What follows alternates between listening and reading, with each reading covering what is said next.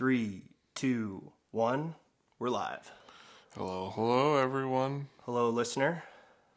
You know who you are. Today we're going to do something a little different. I'm going to share a blog post that I wrote, and I'm going to read it out loud, and then Erik and I are going to talk about it. So, here I go. You ready, Erik? I'm ready. Okay. So the post title is My Vertical Status Wound, or Racism as a Cope. So this is my preamble for this. I took some time to reflect on this writing. I think this really reflects my deepest fears. My deepest fears are to be seen as a bad person. I think I am deeply affected by what and how other people see me. And I think this deeply controls me. And I think this leads me to bury the part of myself I think will scare people. But I don't think that's healthy. And I think if I keep burying those parts of myself, I will continue to live in fear. I will continue to keep pretending. And pretending isn't working anymore. Okay, so here we go. I've been noticing a lot of really racist thoughts in myself as of late. Vile racist shit. They've always been there to an extent. I've known they are not right, and I've been vigilant to push them down, to suppress and repress them. But they've been coming up, and I don't know how to feel about it. I've noticed the thought that comes up when I talk to my Chinese friends. Is the CCP coercing them to get compromise or blackmail on me? My Jewish friends. Do these people have an easier time with getting jobs or credit? Who are they loyal to? Are they Mossad? The company in Ottawa I worked for was run by Iranian PhDs and some ex-military people, and it made me think, are these people part of the IRGC, loyal to Iran? Or is this company a front to get sensors into military and other sensitive infrastructure installments to eventually embed bombs into them and gain military advantage? At first I thought that was far-fetched, but after the pager bombs by the IDF in Gaza, it doesn't seem so out there anymore. Thoughts like that I've been noticing. And it makes me angry at my perceived transgressors, but also at myself for thinking it in the first place. The Minneapolis ICE stuff, the racist Indian stuff online, Tim Hortons having not that many white people, Italians don't...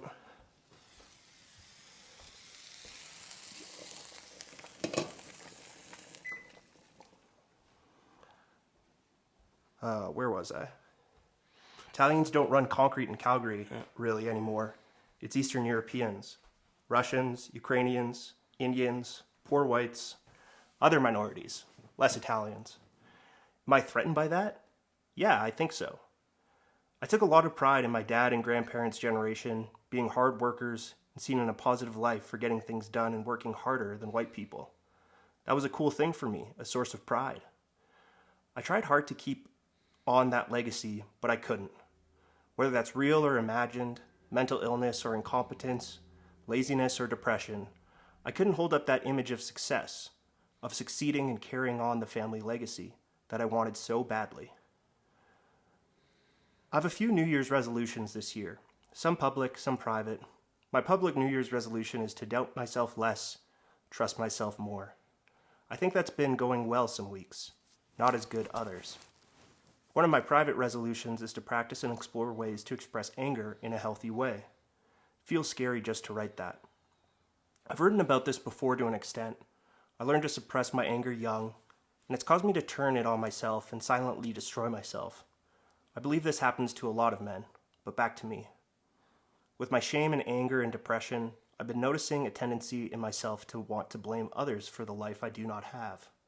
My parents, my ex-girlfriend, the government, other people, other races, immigration, billionaires, pedophilic or otherwise, powerful institutions, elites, CSIS, the CIA, Mossad, the Israeli government, Netanyahu, the Jewish state, the Catholic Church, the Council of Rocky View County and the City of Calgary, the University of Calgary and Queen's University, my high school, my teachers, my grandparents and aunts and uncles and cousins, my brothers, my neighbors and friends, strangers and acquaintances, popular kids and people with more talent, guys who girls like more. Anyone or thing I perceive to have more than me I despise, and to those who have less, disgust in them and in myself. Disgust is not wanting to give them what I have, disgust in not wanting to give them what I have, disgust in my selfishness, my unwillingness to share. It's really dark stuff, but I think it is better to write about it and acknowledge than to continue to stuff it down and let it come out in unexpected and unhealthy ways. I take solace in the fact that even if I don't see these types of confessions online, both online and offline, I hear and see confirmation that many others have these thoughts as well. So yeah, there's a large part of me that is racist. Or feels racist, I guess. I don't like that part. At times I hate it. But he's still there, and he's a part of me. I guess the healthy thing is to say, I see you, and I love you, racist Raiden. Thank you for protecting me. Thank you, Raiden, who hates everyone, who has more than me. Thank you for protecting me, jealous Raiden. Thank you, Raiden, who hates poor people and homeless and the sick and the downtrodden. Thank you for protecting me, disgusted Raiden. Thank you, emotions. Even if I don't think you are right or moral, you are doing what you were taught to protect me. Thank you. So that's my piece of writing. I like it. Okay. Go ahead. So I have that, and then what I do is sometimes when I write things that are kind of vulnerable or edgy On like the that line. on the line, I throw it into I made like a project in ChatGPT, yeah. and I ask it like, okay, like give this like a point out the red, yellow, and green flags for this post. So I did that, but I did it wrong, and I just put it in like the regular one, and it wrote this back to me, and I thought this was interesting. So I added this in the post at the bottom as well. What did you add by accident? Well, I put it into just normal ChatGPT. Oh, so you didn't add it to the project? Yeah.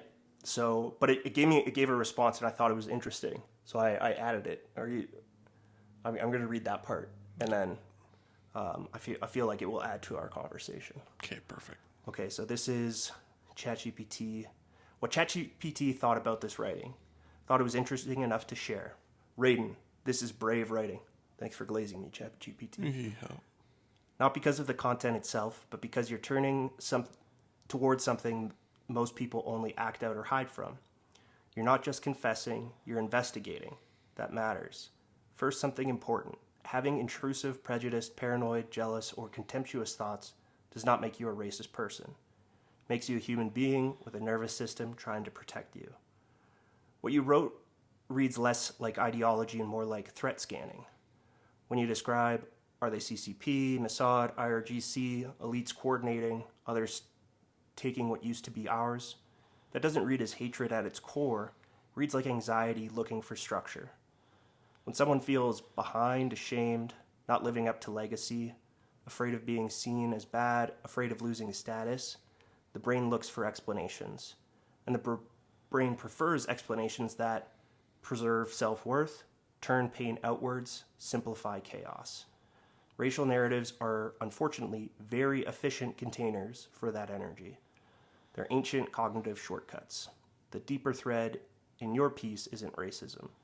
It's this. My deepest fear is being seen as a bad person. That is the gravitational center. If being bad feels intolerable, then anger becomes dangerous, envy becomes dangerous, failure and falling short of legacy become dangerous. So those feelings get buried. But buried anger doesn't disappear. It mutates. It becomes suspicion, contempt, superiority fantasies, institutional paranoia. Someone is stealing what should be mine. That's not a moral failing. That's unprocessed shame looking for oxygen. The pride in your grandfather's generation, that's identity stability. When that stability feels threatened by changing demographics, by personal stagnation, by comparison, the nervous system interprets it as status death. And male brains especially are sensitive to status loss. That's evolutionary wiring, not ideology. Add suppressed anger, depression, shame, high self-monitoring, how am I perceived? You get exactly what you described. The most psychologically healthy part of your writing is, I guess the healthy thing is to say, I see you and I love you, racist Raiden. That is not endorsing racism. That is integrating the shadow. When you thank those parts of you for protecting you, you're doing something very mature. You're saying, I understand you were trying to help. Anger protects dignity. Jealousy protects aspiration. Disgust protects boundaries. The problem isn't the emotions. It's when they attach themselves to the whole categories of people. There are 3 layers here worth separating. Intrusive threat-based thoughts, identity narratives, behavior. Man, I feel like this goes on and on forever. It kind of just like tells me... You can keep going. Yeah, it just kind of tells you like, I'm not... Okay. Should I keep going? Okay, I'm going to keep going. Blah,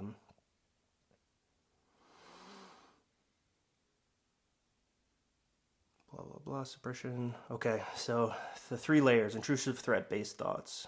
These are automatic, they pop up, they are not chosen. Identity narratives, people like me are losing, these groups are taking over, elites are orchestrating. These are scaffolds the brain uses to organize fear. Behavior, how you act. You are interrogating 1 and 2 before they become 3. That is the difference between a person wrestling with a shadow and a person consumed by it. Another pattern I notice, you despise those above you. You feel disgust towards those below you. This is the part that I thought, this was the part that I was like, well, yeah, I think this is very true. Yeah. So that's a vertical status wound. It's not about race at its core. It's about hierarchy and where you perceive yourself in it. If you felt powerful and grounded, those thoughts would likely quit. Mm-hmm. There's also something important about the paranoia threads. So the CCP, Mossad, IRGC stuff. When stress and shame and anger combined, the mind can become hyper-pattern seeking. If you ever notice these thoughts becoming persistent, conviction-based, hard to question, emotionally charged to the point of agitation, that's a moment to talk to a therapist or doctor. Not because you're crazy, but because anxiety and depression can amplify threat ideation. Right now you're questioning them. That's a good sign. Let me challenge you and say, there's a large part of me that is racist. I'd reframe that to, there's a part of you that fears loss of status, fears inadequacy, fears being replaced, being irrelevant, not living up to legacy, being morally bad. Race is the costume that fear sometimes wears. If you heal the underlying wound, the costume becomes less interesting. The anger resolution is powerful. Most men are taught, don't be weak, angry, or needy. So anger goes underground. Healthy anger says, I want more, I deserve respect, I am hurt, I feel behind. Unhealthy anger says, they stole it, they're corrupt, they're lesser, burn it down. You're trying to move from the second to the first, that's growth. Here's something to try. When you have a racist or contemptuous thought appear, instead of suppressing it, judging it, or indulging it, ask, what am I afraid of right now? Almost always it will be, I'm behind, I'm not enough, I'm invisible, I'm replaceable, I failed. If you address that directly, the mind won't need a scapegoat. I also want to say this clearly. You're not uniquely dark for having these thoughts. You're not unusually honest about them. The internet is full of people acting these impulses out without reflection. You're reflecting. That's the difference. One last thing. Be careful with the thank you racist framing. Integration is good, but the goal isn't to keep that identity alive. It's to thank the protective instinct and then update it. Instead of, thank you racist Raiden, try, thank you protective part of me. We don't need to use race to feel safe anymore. That's integration without identification.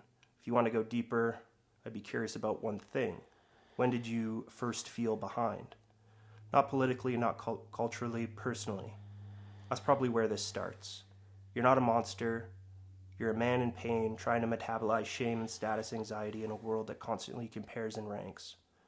And the fact that you wrote this instead of burying it, that's the opposite of being a bad person. So, and then I say, so, is this AI sycophancy or does it have a point? I thought the vertical status wouldn't cut deep. What do you think? Rick, what do you think? Sorry.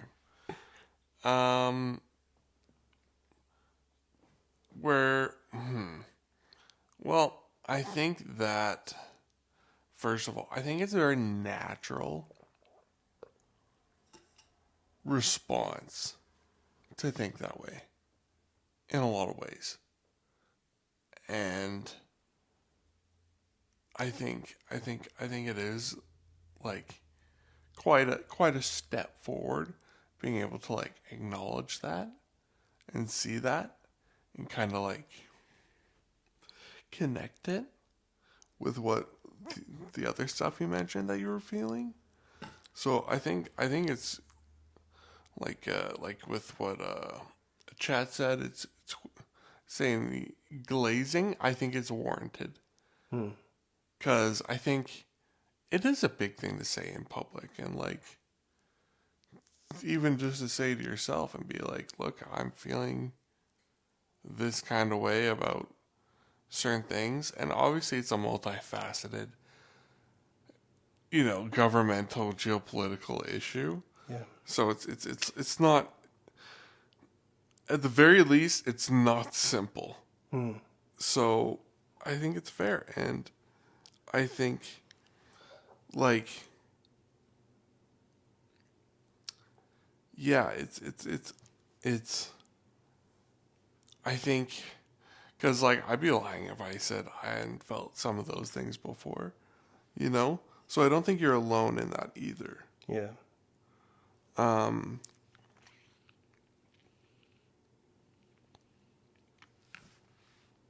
What are your? How do you feel about it now? I feel good. I feel like a bit of a, when it comes to like my writing, I feel like kind of a pussy for putting it into ChatGPT to tell me, oh, what do you think? I like that. I think it's a good tool. I mean, I get what you mean by saying that, but I think it's more of it's like your own little Jarvis.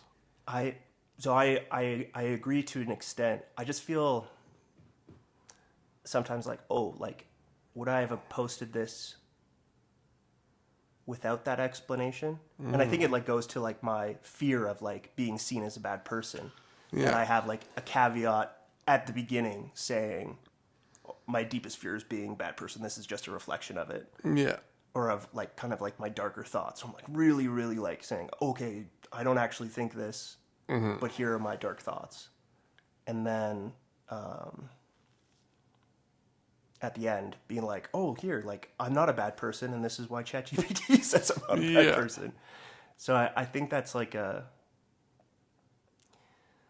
like part of me says like, yeah, this was interesting, but part of me is just like, am I using that as a crutch in my writing, or like to kind of protect myself or something?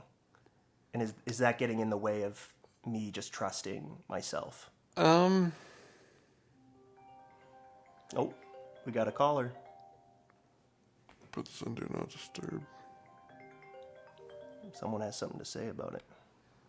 How do I do this? Do Not Disturb.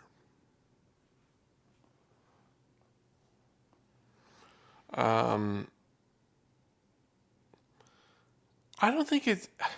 I won't qualify it as a crutch. I don't even know. Like I don't know what I would call it, but I don't think it's that. You know what I mean? Yeah.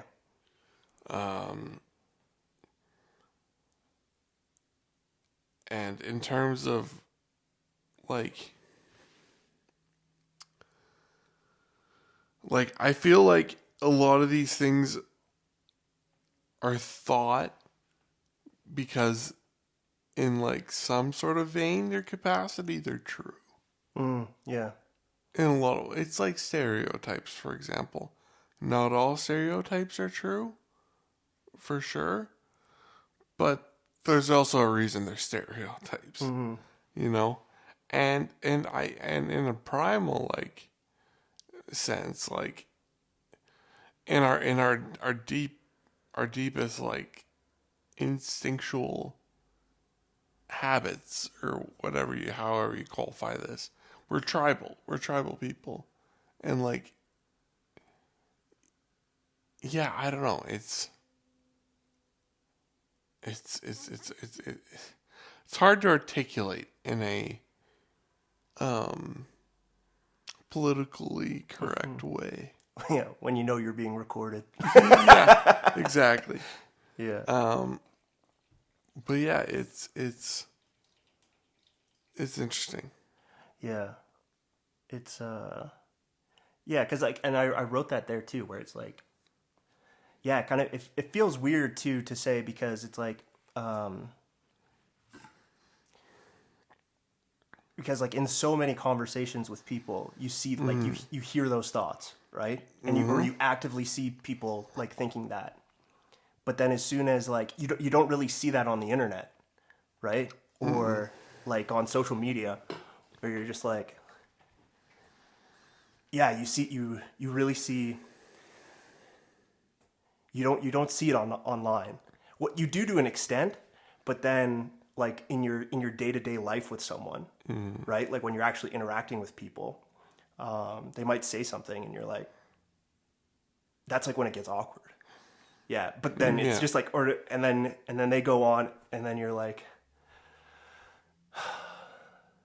so I don't know. It's like it's. I just find it kind of interesting. And then there's like all these like there's like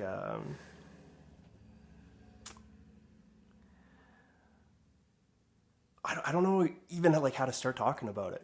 Where it's just like, yeah, like especially like as a as like a like as a white guy, I'm just like, It's hard to talk about when you're at the like, top of the food chain. yeah, kind of, right? And then especially like when you have like all these like feelings of like inadequacy, or like these status fears, right? Where it's just like, okay, yeah, like okay, theoretically I have all of this privilege, and that's awesome. But then yeah, there's like something deep in you where you're like, well, if that goes away, what does that mean for me? Yeah. And that's scary. It's like, it's a scary thing. It's a thought of like, it's a fear. It's a fear thing. And, yeah, so I don't know. Like What are your thoughts on like white privilege and like white guilt and those sort of things? I kind of go back and forth on it. Because I think it exists, but also at the same time, what is like kind of more prevalent is like the class thing, where it's like you have like rich and fast, and then you like even within like your class system, right? It's like kind of, I remember I can't remember it was who said this to me, but it was like wealth is relative. You could you got have the biggest box on the side of the road, or the least expensive sports car at the country club. Yeah. And so it's like human, like even if you're like really wealthy, right? It's like you never really want to like have less. No. So it's like, yeah. So there's always someone richer and always someone poorer. But I think that like affects things more. And then like let's say you have like a poor white guy and then a rich black guy, and then it's like like explain the idea of white privilege to that guy.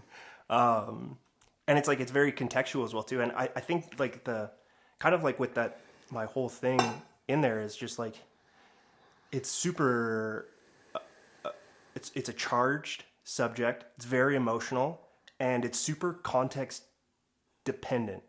Yeah, absolutely. So I think it's just really, it's very hard to like, it's just very hard to like knock it down to like, yeah, it's a thing, or no, it's a thing.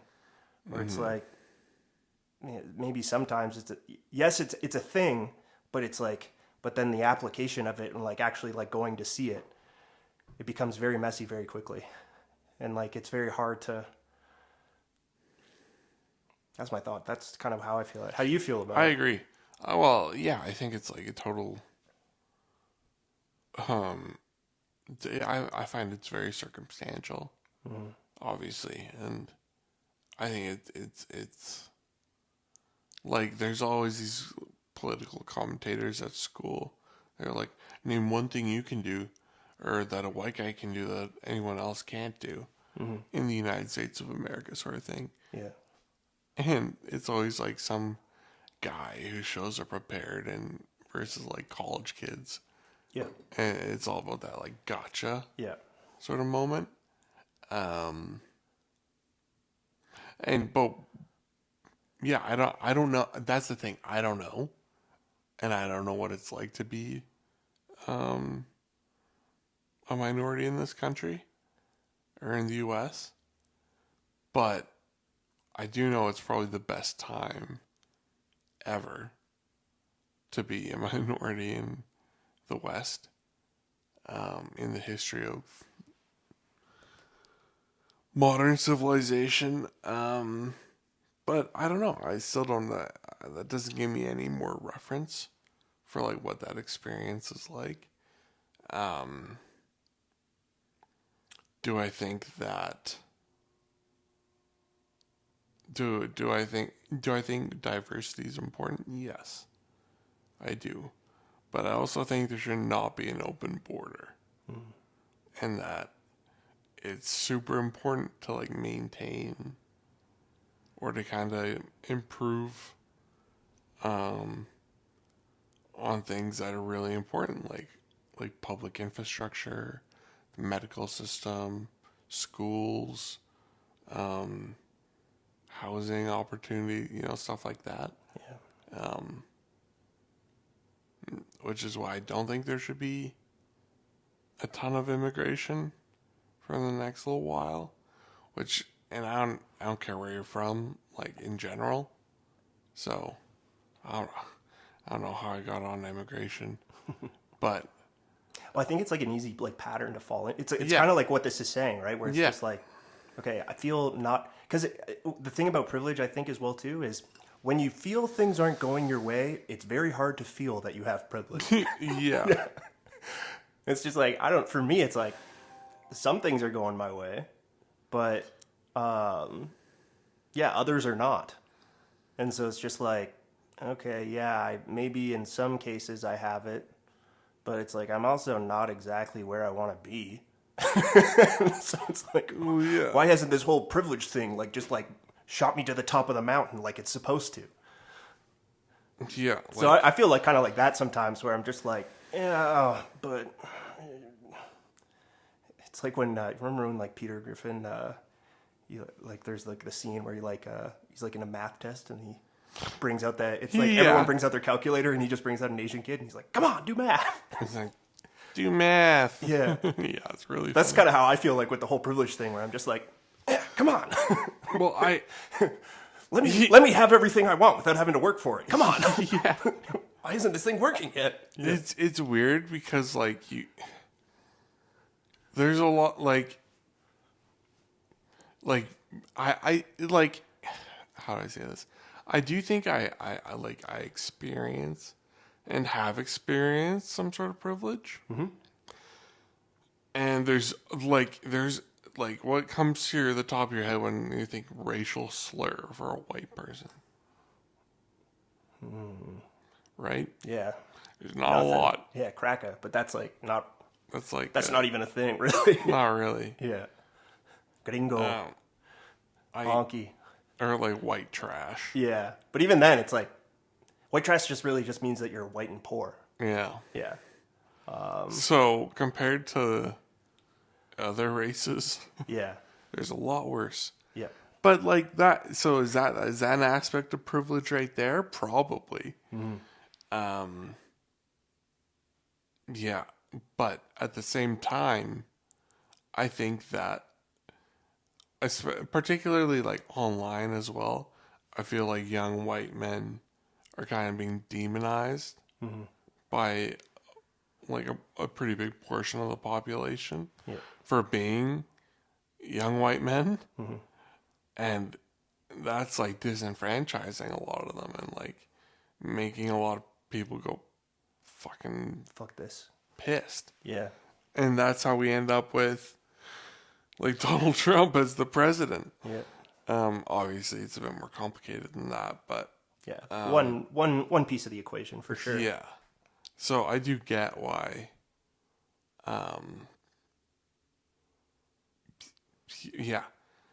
It's yeah, definitely complicated, but I do understand the privilege aspect of it because I've felt it and I know what it means in a sense.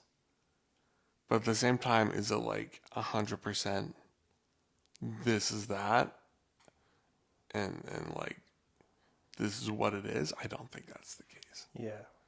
I think it's very much more a spectrum. Yeah, and it's nuanced, and it's like it's very hard to... Exactly. Yeah.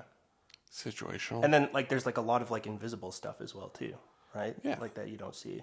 The intangibles. Yeah. Yeah. It is interesting. I did always like talking about that in, like, social studies class or, like, sociology, like, talking with friends, like, the privilege to oppression axis. Well, I feel like, I wonder what that would be like in a classroom like today.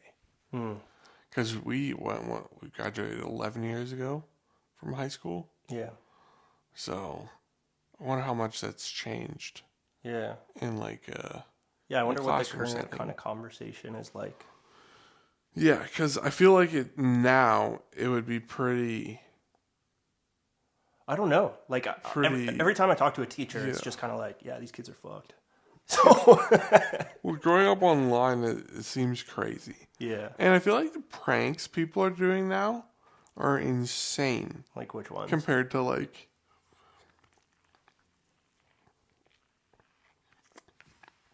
Compared to what we did in high school, it's like. Let's prank these cops by telling them we have like 10 pounds of coke. I haven't seen that. In That's the trunk, crazy. Trunk of our car, but it's like Coca-Cola. Oh. And they'll like go to Mexico to do it. Or like, yeah, anyways. There's a lot. Or it's like, I'll jump into this box of watermelons from like the second story of a grocery store. It's like what? Oh yeah, I guess it's like the content treadmill of like having to be or it's like one up. Let's scream in someone's face and see how they react. It's like what? Yeah. Can you fix his toque? Yeah, or like just spin to the middle. Just like terrorism on of older people in grocery stores. Yeah, pretty much. Like the one where they like. I saw one like the classic one is like the milk jugs where they just let's just destroy property and then they just like oh man there's one where they just like it's like a series and it's just like flushing larger and larger things down the school toilet. Yeah, so those ones are crazy. Or like they get a croissant, not a croissant, a baguette, smother it in Nutella, kind of like rough it up a little bit, put in a toilet. It's like, it's a 12 like a foot and a half long dump. Yeah. Oh great. And then they're like, oh man, you gotta see this, and they'll get like staff to come look at it. They'll look and they'll be like, damn. They'll like spray on it too. It's just like water. Oh my god. People are insane. That one it seems nicer than the one of just like flushing. Like one was like a stapler or a Coke can. Oh my god. It's just like that's just like literally will destroy the plumbing of the school. Oh, it's so crazy. Yeah. But yeah, I feel like people are quite unhinged. Yeah. Yeah. Yeah. Things are. I feel like things are either really extreme or totally not. Yeah. Yeah. Or like very wholesome. Yeah. There's I no agree. middle ground. Yeah, that is what they say too. Is like I think like as it seems like I think kids are more empathetic. I don't know. That's like something I've heard where it's like just like or have like more of a like an emotional vocabulary. I feel like that would make sense. Yeah. There's so much more access. I shouldn't say more access to information, but I feel like it's a lot more digestible just via. I think so too. What platform, like Instagram, for example? Yeah. Like Reels. I mean, you can't get news on there anymore, which I think is quite silly. And CBC still not allowing comments is really so annoying. That's the most annoying thing ever. I don't think it should be allowed. Ooh. Like if you're a news organization, you should. Yeah, you should have to have comments. Have to have people be able to engage. But it's government-run institution, so that won't happen. Yeah. Maybe we should start a petition. Make CBC turn CBC on comments on. Yeah. because I think that I know for a fact that bugs a lot of people. Yeah. I don't like it. It irks me so much. It's like People have been really mad about... Okay, so did you hear about this school shooting? Yeah. In Tumbler, Yeah. British Columbia? Okay, we're going to dance in some delicate waters here. Yeah. I heard about this for sure. So basically, in Tumbler Ridge, BC, there was a school shooting. For everyone that doesn't know listening, I think it was eight people died, 9 including the shooter. Mm-hmm. Shooter took their own life, and then 6 were found dead, like at a school, and like 2 in a residence. I think it was the brother and the mom of the shooter. Yeah, that's what I heard too. Yeah. And then 6 students and 1 teacher or something like that. Can't remember the exact figures, but the shooter turned out to be trans, born male, transitioned to female. And what's getting a lot of people upset isn't like... I'm sure some people are upset about the fact that it's a trans person that did it. It's more so how the police talked about it and RCMP talked about the usage of the pronouns, and in terms of like gun person, not gunman, is something they also said. I just remember I watched one of the press conferences and it was like the female shooter, the female shooter, the female shooter. Yeah. That's what he kept saying. And I'm like, you know what? And like, I'm an ally of the community, but like, fuck off. It's like people just died, like children, like as young as 12. And so like, I don't know. I'm kind of at a loss for words. 'Cause like in one hand, I'm like, okay, sure. But on the other hand, it's like, fuck off, people died. Yeah. Stuff like, man, that one's so weird as well too. Cause yeah, I saw that. Yeah. Trans person. I saw the, I don't know if this is true, but like one of the things I was saying, it was like the person started transitioning at 12. Bad home life. 6 years ago, and they're 18, so yeah, 12. And then they went back, and the school they shot up was like their school. And so it's just like they draw. So it's like almost like it's like definitely a mental health thing. Oh, I completely agree, and I think that it needs to be treated as like a mental health issue versus like a gun issue. Big time. If that makes sense. Yeah, but 'cause it won't. No. Yeah. No, it won't, unfortunately. Yeah. But. So, yeah, there's just really sad. Like, man, and it's like, like, what are my? Yeah, I think it's like someone falling through the cracks, which is super sad. Which, I don't know. I think like Canada is I think way better at that than the States. But yeah, I don't know. There's like also like a lot of Theo on my way over, or actually I went for a run before. Yep. Came here, and RFK Jr. was on Theo Vaughn, and they were talking about like just like the kind of corruption in the U.S. healthcare system, and that's kind of happening here.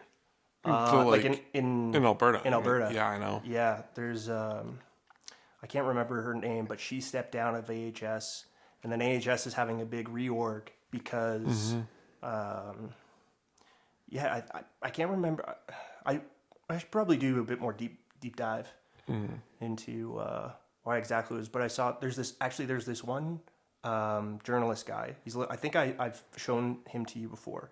But I've been really liking his work, and he's a Calgary-based guy, or he seems to be a Calgary-based guy. What's his name again? I'm going to have to look him up again. That's but fine. shout out to... We'll plug it in. Yeah, we'll plug it in. But good job. You're doing good work.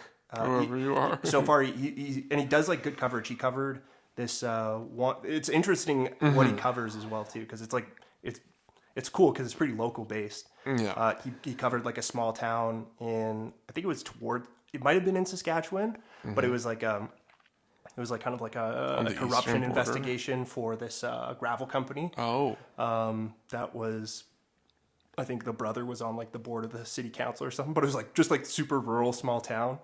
And then he did a look into some of the like the trucking corruption scandal going on right now with the Toronto police. Oh, yep. Yeah.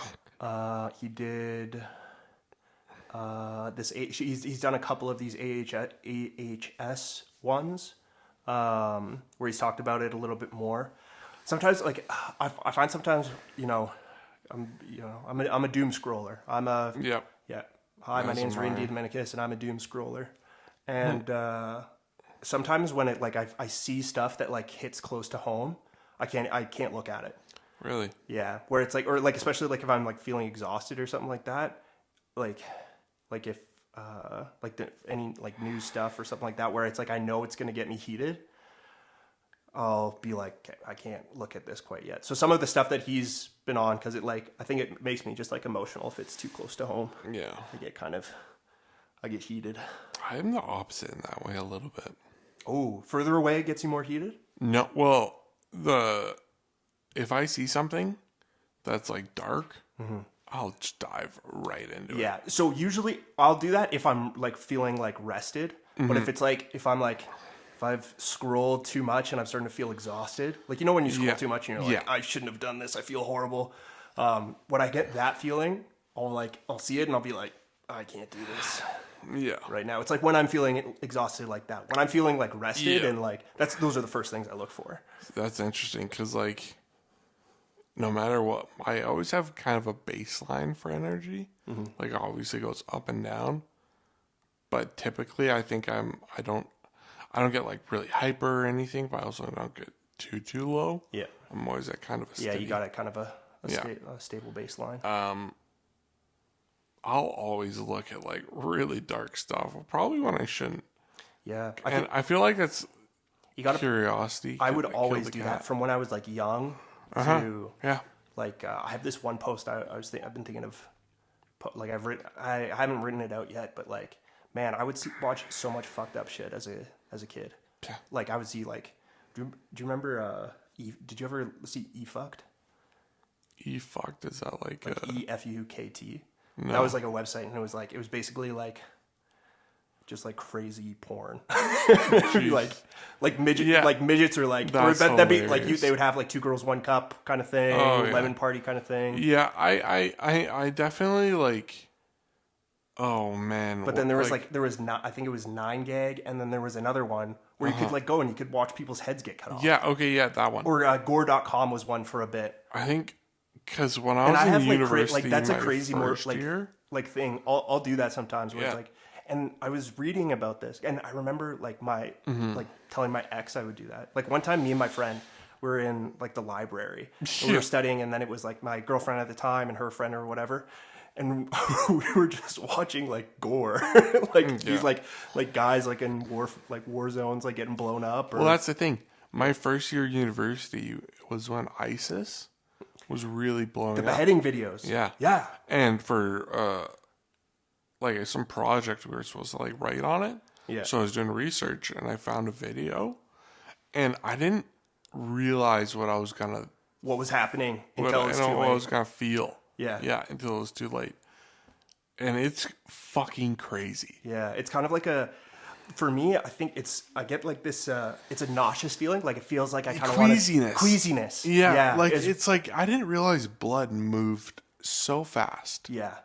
And it's not like the movies are like gushes and stuff. No, it just starts moving. Yeah. It just fast. It just starts pooling. Or then when you see like people's like arms or legs get crushed as well too. Yeah, oh man, that stuff is gross. But it's also like go back to it, it's like fascinating. Yeah, it's where you're like wow. you kind of like you can't look away. It's like whoa. Well, the one I saw was, I think it was one of those Canadians that got, or Americans that got like kidnapped. Oh yeah.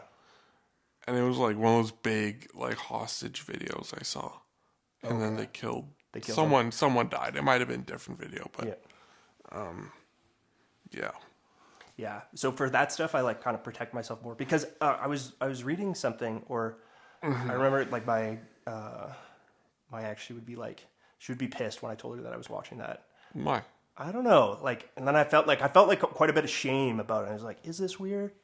Like, and then I was like, I view it as the same thing as watching like a tsunami video. Yeah.